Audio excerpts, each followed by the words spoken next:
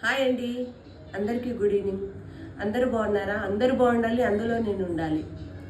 ముందస్తుగా social media వాళ్ళకి, Congress party అభిమానులందరికీ, ముఖ్యంగా మన రేవంత్ అన్నకి అందరికీ రాఖీ పౌర్ణమి శుభాకాంక్షలు.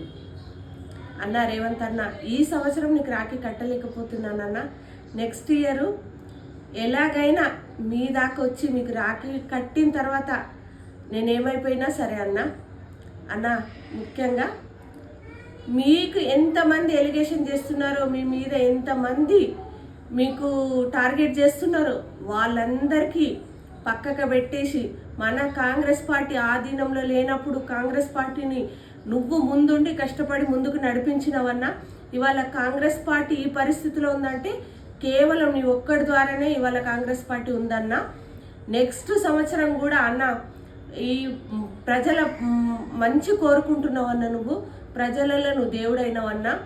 అపోజిషన్ పార్టీ వాళ్ళు ఎంత దుమ్మెత్తిపోసినా అన్నా, దేవుడు నీ అందులున్నాడు, ప్రజలు నీ అందులున్నారు.